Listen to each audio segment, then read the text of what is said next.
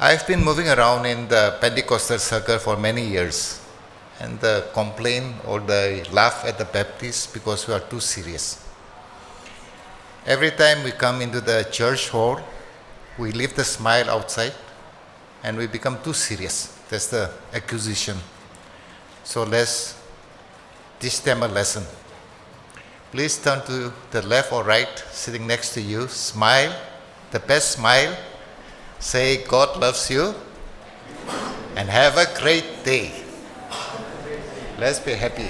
Praise Jesus. Praise the Lord. The last time I spoke was, I think, in July, and I saw the video camera in front, but I didn't know it was going to be uploaded in the YouTube. So one fine day I see myself looking at my own image, and I was not impressed. I thought I was rather funny. My hands were moving all over, and I was talking too loud. You see the pastor, our associate pastor, they're very soft-spoken. You can hardly hear them. They whisper. But as I get more animated, talking about Christ, Jesus, I get more and more loud. So I found myself, if I was a critic, I would not recommend this video to anyone. But fortunately, there were about, I think, 1,400 views with 32 likes.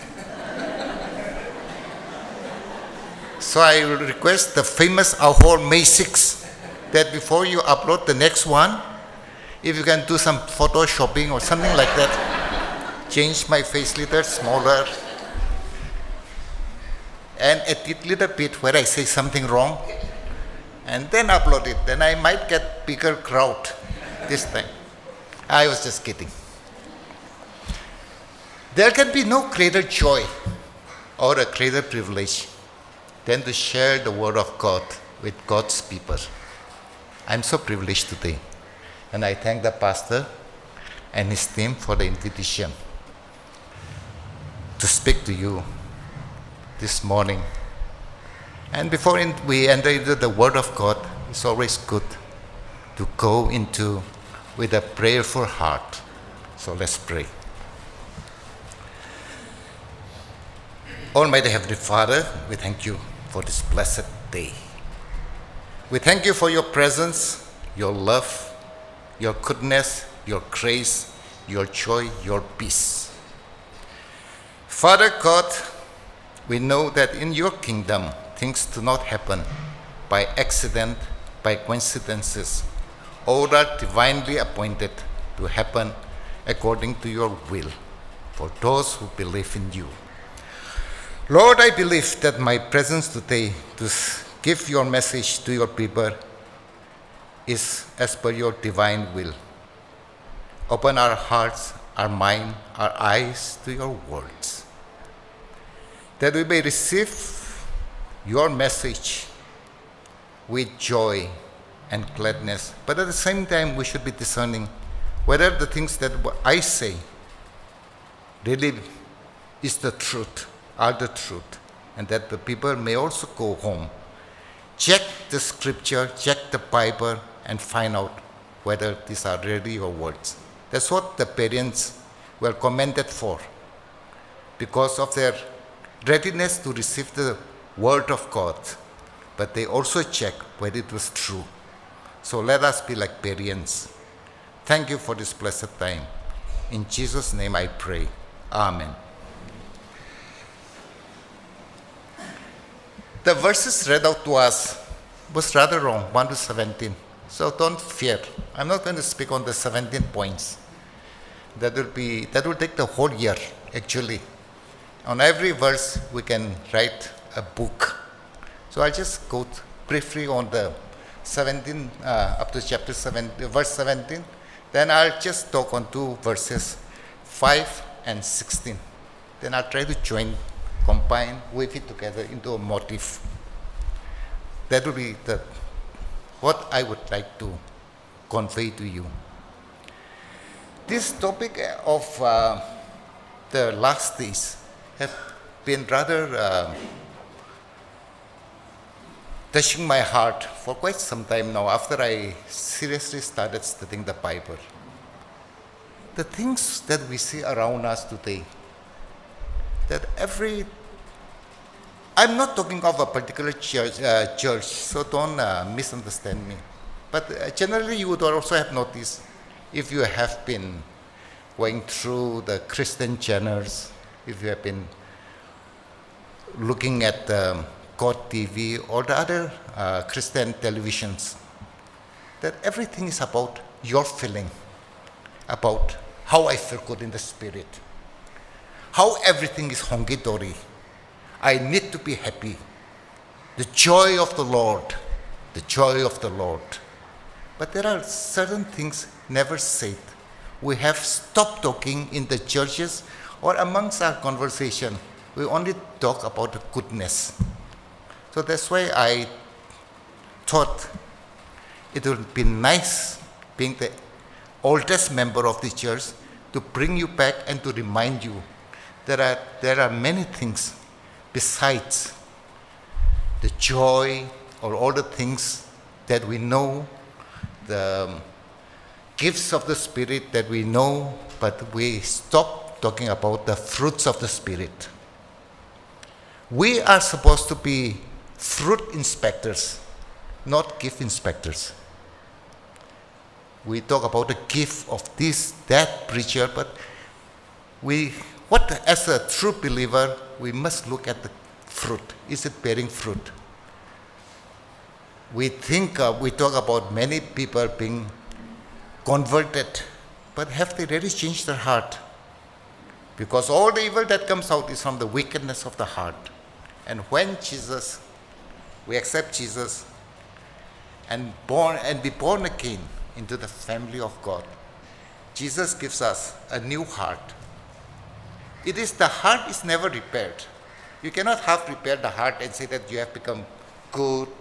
It is the new heart, and you become a new creation in the Lord Jesus, in God. So this is the thing that I want to remind you of today. Secondly, we find that every year that passes, the coming of the Lord comes closer and closer. But unfortunately, as we await the second coming of Christ, we forget to prepare for how to receive Him. We are going farther away from the truth than ever coming closer to Him. Because many churches have stopped teaching this eschatology, the study of the last days. So again, that is the reason why I chose this subject for my message today.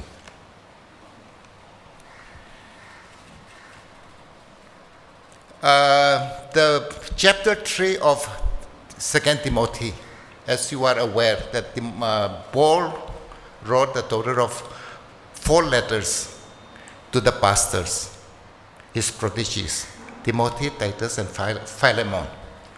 2 letters pertains to Timothy, and the other 2, one each to Titus and Philemon.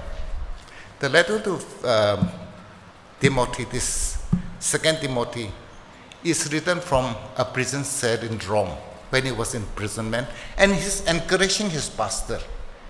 Look at the character of this man. How from a prison, instead of he being encouraged, he is encouraging. That's the kind of a person Paul was. And now this third chapter of 2 Timothy, you can call it, the subject could be apostasy. Apostasy comes from the Greek word apostasia, which means this one. It is standing away from, falling away, and withdrawal, a defection. So what the wording that he's giving is that in the last days, many of the people who have accepted Christ will fall away. And this is a warning which is very frightening, because the thing he's writing to Timothy and his congregation, the believers who will fall away. Paul is not writing to the church like in first Romans, he's writing to the world in the first chapter of Romans. But here he's writing to the church and to the pastor. So there are 19 things from what we can gather from this chapter 3. He lists out 19 attributes, behaviors which are indicative of a person who is rejecting the will and wisdom of God. So the 19s are just read out briefly so that we can get into the main text that I would like to speak. Lovers of, no explanation, lovers of own self, covetous, boasters, proud, blasphemers, disobedient to parents. This is important in the sense that the devil is using to attack the family. And all the ills of many ills comes from the destruction of the family as a unit. Disobedient to parents, unthankful, unholy, without natural affection. Without natural affection, I think in Tangkhul translation is a little different from what I understand from the Greek. This is talking more about the sins of Sodom and Gomorrah. You would remember that. Truth breakers, incontinent means without self-control, false accusers. That we find false accusers everywhere within the body of Christ. There are certain methods given how to retrieve grievances amongst our brothers and sisters within the church. To go with the witness, confront. But you see many people talking behind the backs, writing behind your back, talking behind your back. That is what is happening. We see around us, nothing new. Fierce. Fierce means savage, untamed, brutal. Despisers of those who are good. Other words, we can say that they are haters of the good. Traitors. Heady being reckless. High-minded means blinded by pride, conceited. Lovers of pleasure more than lover of God. Obvious. You can say around us, what happens? What's happening? On Sunday, what do people do? The pleasures they seek everywhere. It's nothing new. Having a form of godliness means form without force, riches without reality, without life. So if we, this is linked to verse 5. Verse 5 says, in chapter 3, verse 5, it says, having a form of godliness, but denying the power thereof, from such turn away. So what Paul is saying is that in this particular verse 5, it says that the people are known for putting on the window dressing. You know what is window dressing? Of faith in God, but rejecting the actual power of the Holy Spirit. In other words, these people want to be seen as good people, or as spiritual people, or as teachers, but while not truly following God. They have religion, but they do not have legitimate relationship with God built upon truth. They would pick and choose when to obey God and when to dismiss the message. These are very prominent things in the world that we see around and in Christendom. People want to hear the things they want to hear. They want to hear the good message full of encouragement, happy, joy. That's what we are. Majority of the believers are running for this. It's only in a church like this that you hear the true word of God. But these are not the mainstream. You have heard of the mainstream television, mainstream news report. These are actually the remnants. We are the minority where you actually hear the word of God. These are not preached anymore. And so what these people of the present generation, what they do is that they will have the following kind of message. Jesus as Savior, but never as Lord. They would preach heaven without hell. You keep hearing about heaven. When I go to heaven, when heaven is like this, so beautiful.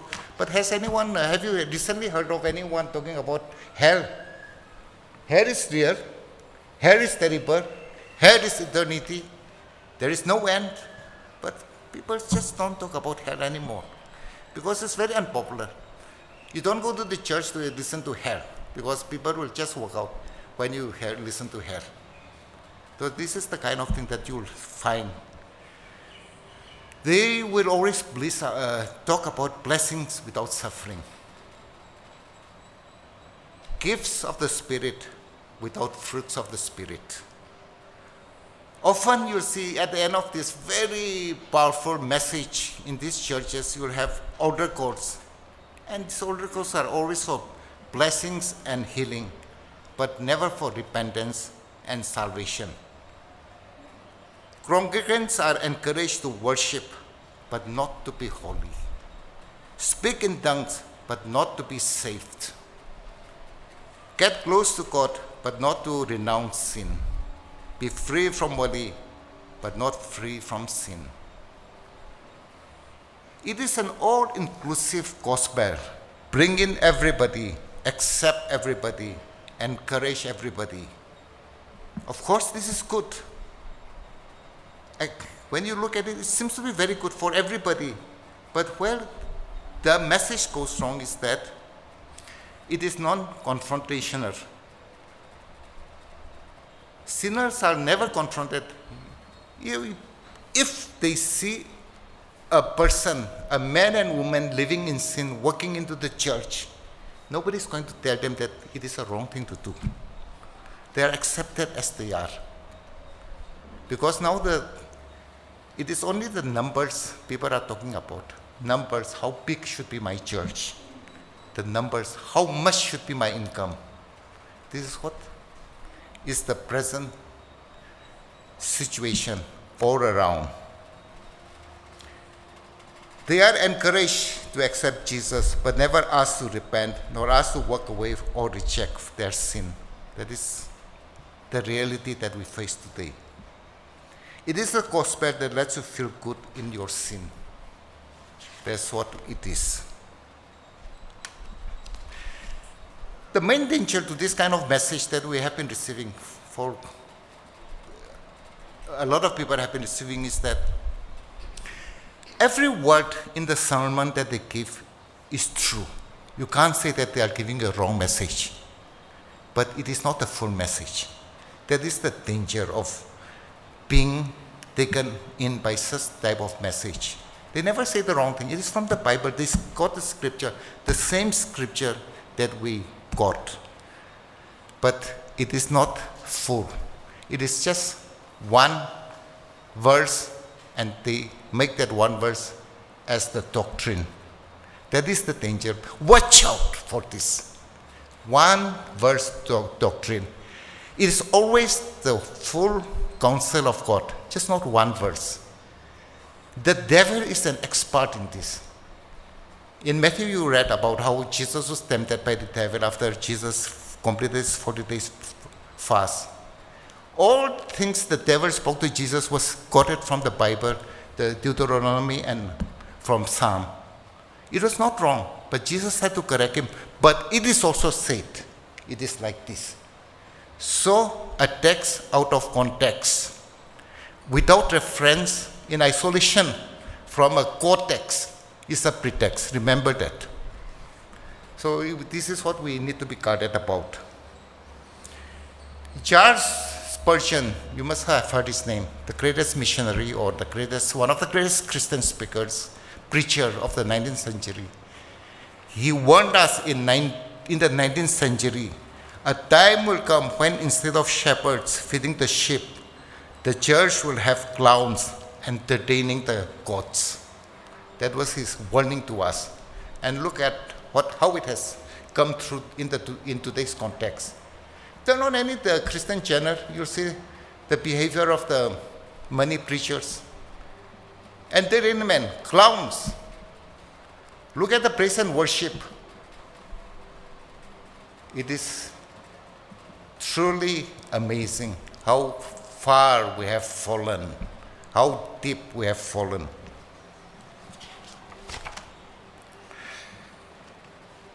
Now I'll go into chapter verse 16, and then we'll just try to close it because the time is now running. We can keep on talking, but I still have to see the time. Verse 16, it says, all scripture is given by inspiration of God and is profitable for doctrine, for reproof, for correction, for instruction in righteousness. Just remember this. When he's talking about profitable for doctrine, doctrine means what's right. For reproof, say you think of what's not right. That is concerning conduct. And for correction, how to get it right. And for instruction, how to stay right. That's the simple way that I remember this scripture. What's right, what's not right, how to get it right for correction, and instruction how to stay right.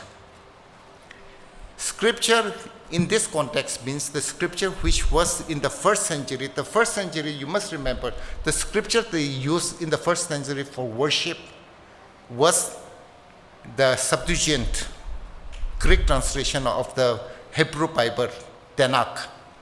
That was 3 centuries before Christ. These Bibles was already in vogue. They were being used, the Greek translation, called the Septuagint. So generally we believe that the Bible, the Old Testament, I used to believe for many, many years until I started taking the Bible more seriously. I used to believe that the Old Testament is for the Jews. It is not actually meant for me. I might take some of the things from the Old Testament that are relevant, and that is left to me, what I should take. The 10 Commandments, that is very serious thing. I must listen, I must take it from the Old Testament. But when I come to like Numbers or Deuteronomy, no, it is the Greek law. It is for the Hebrews, the Jews. I don't have to do anything about it. That is wrong. Because if you really study the Bible, those of you who have really gone deep into the Bible, actually the 66 books comprising of 1,189 chapters and 31,102 verses of the Bible, Old and New. This is one subject. Remember, it is one. It is one integrated message system what God has given. I now come to the conclusion on my own after my studies, serious studies of the Bible, that it is not only God breathed, God inspired. I feel that the Bible has been dictated by God Himself. You will see every word, every placement of sentence. It is planned, designed. The architect is so precise that if you take out something from somewhere, it doesn't make sense. Everything has been planned perfectly by God. 66 books, over 40 authors. Old Testament, how many years it took to compile? Several thousand years. New Testament, I now believe that was compiled in a span of a lifetime. By 60 AD, the New Testament was already over, except for the book of maybe Revelation, which I believe was compiled or was written in 85 or 90 AD. That was the last book, John's Revelation. And it is revelation, not revelations. It is one book, it's one revelation given by Jesus Christ Himself. Revelation, the 7 letters to the 7 churches. Who wrote that letter? Who dictated that letter? Jesus dictated that letter to John, and John wrote to the 7 churches. So except for that, I believe the Bible was, the New Testament was over by almost 62 AD. There are many proofs. Now many competent scholars believe that it was written before by the 60 AD. There are many scholars who used to say, no, this was written much later. It was compiled in the 2nd, 3rd, even up to the 4th century. No. Believe me. Believe the word of God. It was. Luke and Paul, when they wrote their gospel and the epistles, they quoted extensively from the eyewitness who have seen Jesus. There were over 800 people who saw his resurrection, have seen him after his resurrection. They were eyewitness. When the second temple was destroyed by the Romans in 70 AD, there were still people living that time who have seen Jesus. So the Bible is something we really need to take seriously. Now, even if you see 2 Peter, chapter 1, verse 1 and verse 9, I'll just read out to you. Peter says, "For we have not followed cunningly devised fables when we made known unto you the power and coming of our Lord Jesus Christ, but were eyewitness of his majesty." That is Peter saying in his epistle, in his second epistle. In the same chapter, verse 19, he says, "We also have a more surer word of prophecy, whereunto you do well that you take it, as unto a light that shineth in the dark place, until that day dawn and the day star arise in your hearts." So the question is that when the Bible was written, the New Testament, there were eyewitnesses who were living that time. But what Peter is saying, that more than the eyewitness, you believe what is written about Jesus in the scripture. There are over 300 prophecies, predictions about Jesus and his ministry in the Old Testament. Almost everything has come true, have been proven to come true, and there are still some more prophecy to follow. But if you follow the New Testament, you see the numbers of prophecy that have come true. It is amazing. It is mind-boggling. You can't believe. But to believe and have no doubt about the authenticity of what is the Bible. I'll just read out some of the prophecies. He was to be of David family. It is written in. I'll not give you the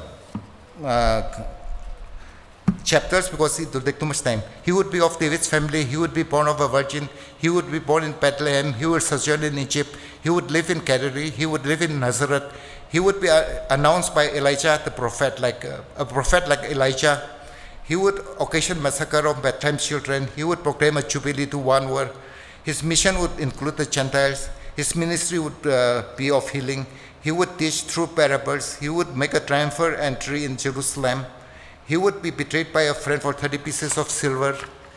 He would be like a spidden shepherd. He would be given vinegar gall. They would cast his garments, lots for his garments. His side would be pierced. He would die among criminals. His tithing words foretold, my God, why have thou forsaken me?" That was said how many centuries before? Jesus said the very word that he uttered at the cross, my God, Psalm 22.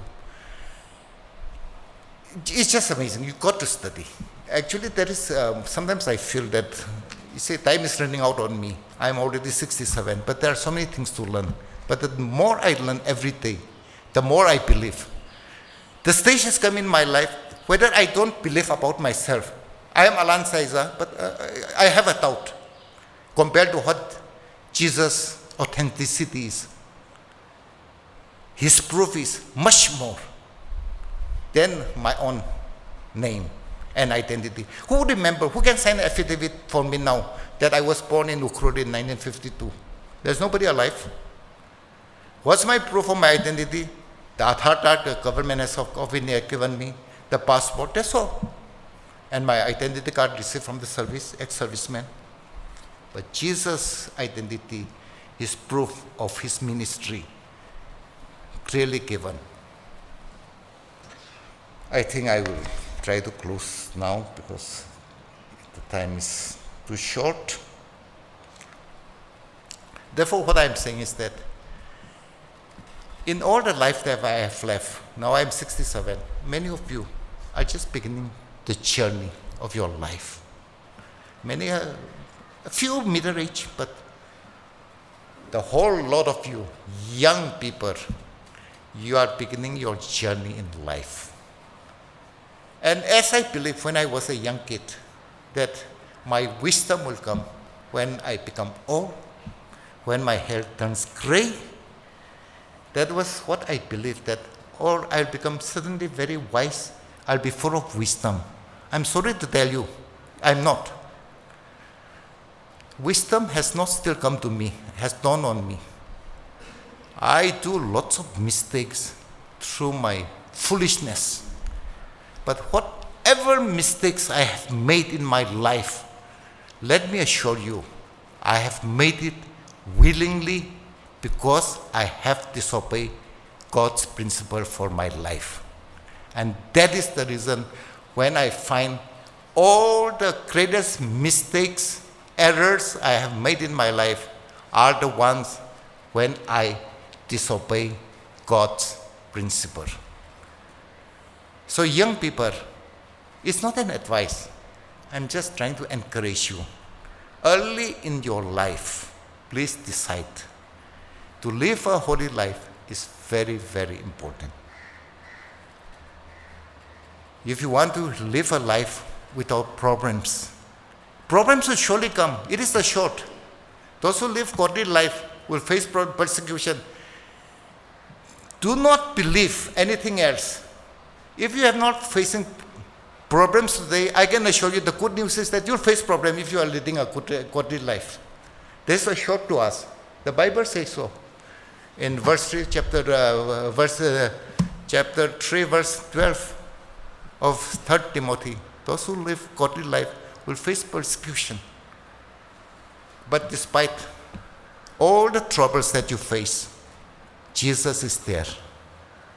He will surely come. I've seen in my life that all the problems I faced, the moment I turned, He will not remove my problems like a magic wand. They say it disappeared. But from every problem that I have faced, ask my wife. She has got a list about, I think, if you put it in a scroll, it will be about 6 foot long. All the problems I've got into, all the things, mistakes I've made. So you can check up with my wife whether I'm telling the truth or not. And this all comes because of willful disobedience of God's will. You have a long life to go. I encourage you, decide early in life. Wisdom comes from knowing God and working with God. In the Bible you read about Daniel. What was he? A young boy when he decided that there is only one master, only one Yahweh. I'll follow him.